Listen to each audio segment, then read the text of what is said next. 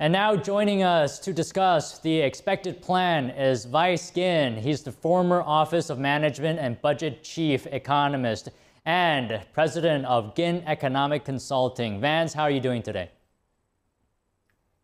Hey, Don, how's it going? I'm doing good, Vance. Let me ask you this. Price caps will be a new approach for the American government. Are there any examples of where they've been used elsewhere? Can you tell us that? No, I mean, this is really a terrible idea to put price caps in place, whether it's a price ceiling or a price floor. What that does is it distorts the marketplace. And when you look at food and groceries, something that's so important for American households across the economy, this is something that we don't need shortages in or rationing or other things. We really need to allow for the pricing mechanism to work.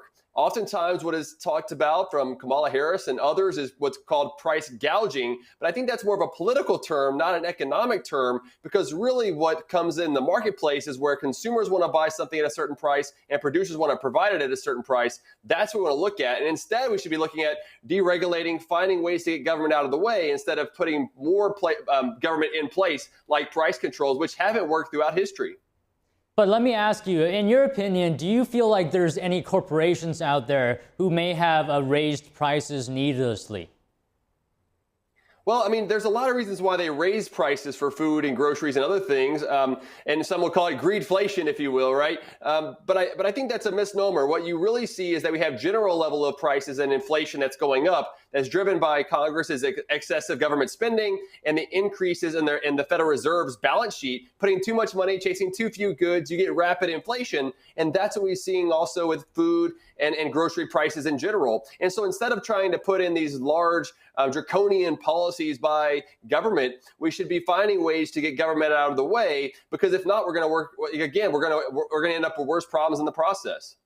Okay, let me point this out. California recently put a price cap on insurance premiums, and later many insurance providers left the state. I wonder if there's something to learn from this. Yeah, I think that there are lessons to be learned when you think about price caps and how this can distort the marketplace from whenever we had the price caps back in the 1970s, even in the 1980s, especially 1970s. Nixon's price and wage controls really put a lot of rationing when it came to gas prices and everything else. And now if we're trying to redo this, that would not be a good situation. Price controls, Don, are really what they do more in Soviet Russia or in Venezuela or even in China. There's a lot of price caps. That's not what we need in America. We need to allow for the market process to work to bring about the best prices, because if not, I'm worried that we'll end up with less food, more shortages in the process, and that will be worse for Americans than just a little bit of higher prices. And the other thing here, though, is that if the vice president Kamala Harris thinks that the government should have done something more, why haven't they done anything over the last 4 years? She's already been in office this time. Why would a policy of price controls be something they'd want to do now and think that that would solve the problem somehow? I think this is really a step in the wrong direction, and it's something that should not be done by the federal government, whether it be Kamala Harris or anyone else.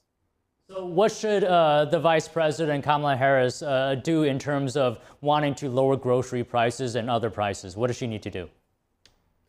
Yeah, I mean, I think things that should be looked at instead are reducing government spending so that we were not running massive deficits that's contributing to the inflationary problems in general. Also looking at finding ways to remove subsidies and tax breaks for a lot of the farming industry and others that are out there, but also look at the rules and regulations that are put in place by the FDA, by OSHA, and other sort of federal regulations that raise the price for food and groceries when we go to the store. If we look at some more of those things, I think that would help to remove the barriers that are keeping prices higher than otherwise, and would be better off for consumers and producers in the marketplace. All right, Vance, that's all the time we have for you today. I appreciate you joining us. Always a pleasure to speak with you. Thank you.